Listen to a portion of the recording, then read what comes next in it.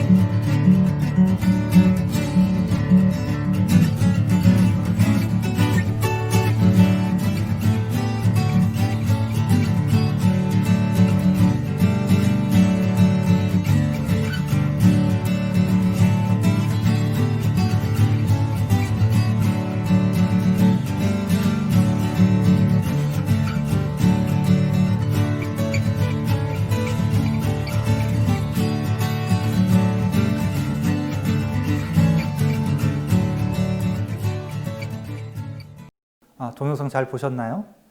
동영상에서도 잠시 보셨지만 2019년 50플러스 남원지리산에서 길을 찾다 과정은 두 가지 특징을 가지고 있습니다. 첫째, 교육, 여행, 글쓰기가 결합된 새로운 실험 과정이라는 점과 두 번째, 서울과 남원, 또 공공과 민간에서 50플러스 당사자들이 사업의 기획에서부터 글쓰기까지 주도적으로 참여한 협업 모델이라는 점입니다. 그림에서 보시면 서울과 남원의 공공, 민간, 또 많은 50플러스 파트너들을 보실 수가 있습니다. 패스파인더는 2019년 한국관광공사 선정 예비관광벤처로서 50플러스 세대와 지역을 이어주는 단계적이고 촘촘한 솔루션을 제공합니다. 패스파인더 여행, 교육, 연구, 또 협력 네트워크를 제공하고 있습니다. 50플러스 남원지리산에서 길을 찾다 과정의 결과물로서 올 3월이죠. 출판된 남원에서 살아보기는 세 가지 기획 의도를 가지고 있습니다. 첫 번째는 지역이 아닌 50플러스 세대의 관점에서 지역을 소개하는 것입니다. 두 번째는 지역 여행뿐 아니라 지역 살이까지 포함하는 종합 가이드북으로서의 성격을 가지고 있습니다. 마지막으로는 16분의 저자가 관심 영역별로 역할을 분담해서 작성하는 것이었습니다. 이렇게 기획된 남원에서 살아보기를 제가 먼저 읽어보고 남원에서 석 달 살아보았습니다. 남원의 서쪽, 그러니까 지리산 뱀사골과 실상사가 있는 산내면에서 작년 12월부터 올 3월 초까지였습니다. 살아보기 지역이 정해졌다면 다음에 해결할 것은 주거인데요. 저는 석 달을 머무를 예정이라 매달 계약을 하는 달방 형태의 방을 구하였습니다. 저는 이제 지인을 통해 알게 된 남원 산내면의 농촌체험 휴양마을 선돌촌이라는 곳에서 머물게 되었는데 부엌, 화장실, 다락방에 있는 따뜻한 원룸 형태였습니다. 먹거리는 주로 남원사랑 상품권으로 농협 하나로마트에서 구입을 하였고요. 가끔 농산물 직거래 매장인 느티나무 매장도 활용하였습니다. 필요한 책은 남원교육문화회관에서 회원증을 발급하여 빌려보았고요. 농한기에는 이제 마을 어르신들을 위한 마을 문화 행사인 살레아리랑 같은 것을 저도 참석해서 풍물 또 연극 공연도 볼 수 있었습니다. 여행은 전북 투어 패스와 남원 투어 패스로 남원뿐만 아니라 주변 지역 여행과 작은 영화관에서 영화 관람도 할 수 있었습니다. 석 달 동안 저의 이제 주된 일은 남원시 신중년 활동 수요 발굴 연구의 공동연구원으로 참여하는 것이었는데요. 많은 분들이 지역에서 어떤 활동들이 있을 수 있을까 궁금해 하실 텐데, 제가 머물렀던 산내면을 예를 들면 50개가 넘는 동아리와 자원봉사 모임이 있습니다. 또 산내면 옆에 운봉읍에서는 백두대간 산책길을 발굴해서 마을을 홍보하고 지역 여행의 자원으로 발굴하려고 하는 백두대간 운봉 지킴이라고 하는 활동이 새롭게 시작되어서 저도 운 좋게 몇 번 그 모임에 참석을 할 수 있었습니다. 석 달을 살면서 참 만족스럽긴 했는데 그렇지만 또 좀 몇 가지 떠오르는 생각들이 있습니다. 첫 번째는 어떤 위치나 가격 측면에서 조금 더 다양한 주거가 있었으면 좋겠다. 또 조금 더 다양한 교육, 모임, 활동 이런 일거리가 있었으면 좋았겠다 하는 것과, 저의 경우는 숙소의 사무장님과 또 지인들 통해서 여러 커뮤니티를 소개받아서 덜 어려웠지만, 처음 지역살이를 하시는 분의 입장이라면 지역살이를 도와줄 코디네이터 같은 분이 계시면 더 좋겠다 하는 것이었습니다.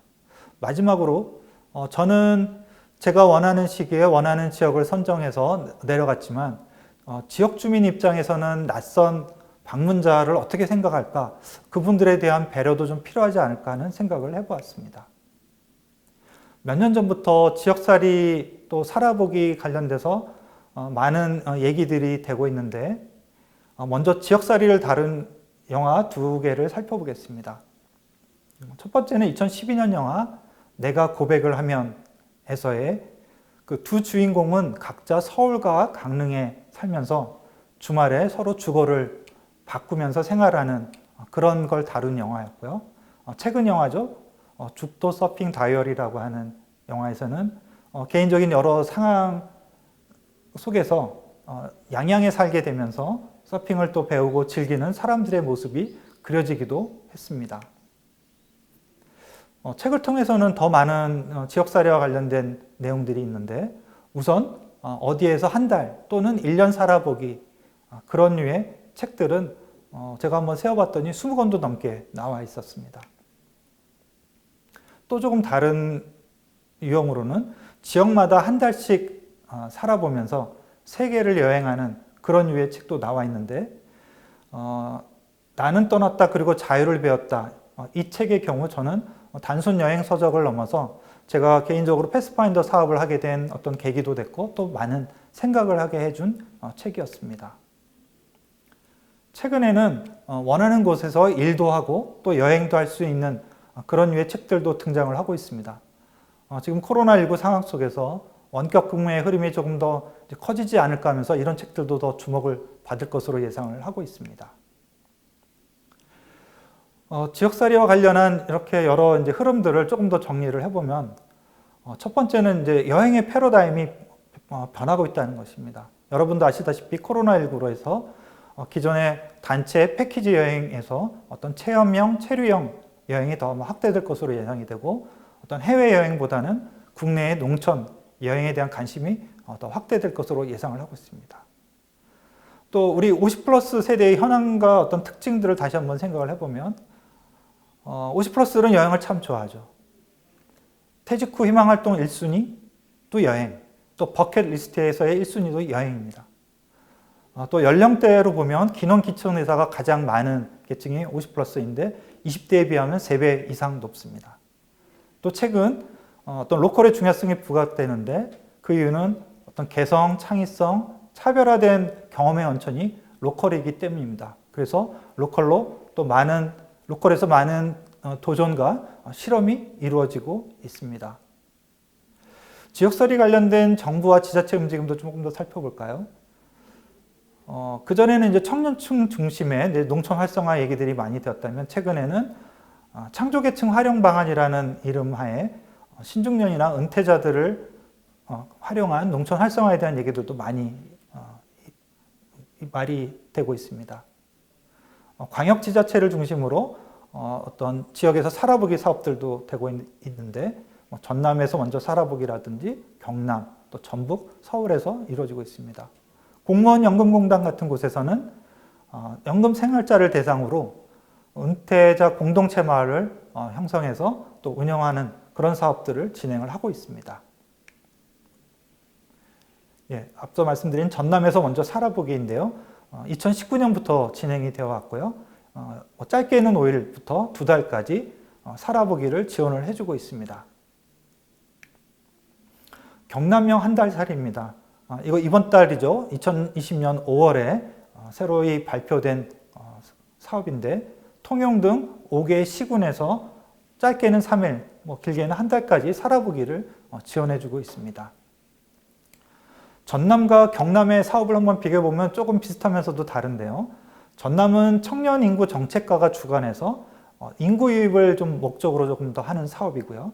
경남은 관광진흥과에서 주관해서 경남의 관광자원을 홍보하는 그런 사업이 되겠습니다. 이거 역시 이제 이번 달이죠. 서울시에서도 농촌의 단기 일자리를 지원해주는 서울형 농촌 일선 교류 프로젝트도 시작이 됐습니다. 며칠 전부터 모집이 들어갔고요.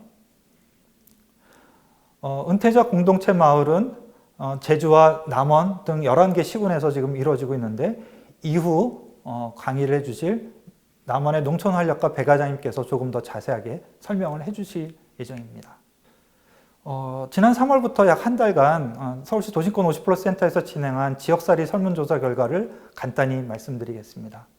지역살이 시 가장 고려하는 사항은 무엇일까요? 첫 번째는 아름답고 깨끗한 자연환경이 50% 넘는 선정을 받았고요. 다음에 즐길 수 있는 문화예술, 먹거리. 한편 가장 각종되는 것은 무엇인가라는 질문에는 지역살이를 하면서 활동거리, 또 주거, 보건의료 이런 순으로 선정이 되었습니다.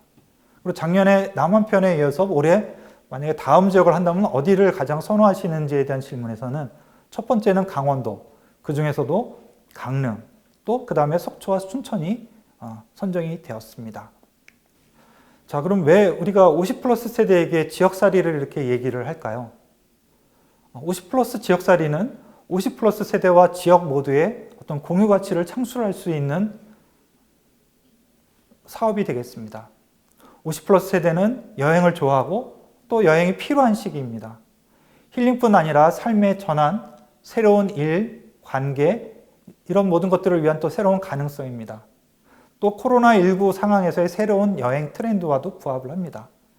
지역에게는 새로운 관광 고객, 또 지역 문제를 해결하는 인적 자원을 확보하는 의미가 있습니다.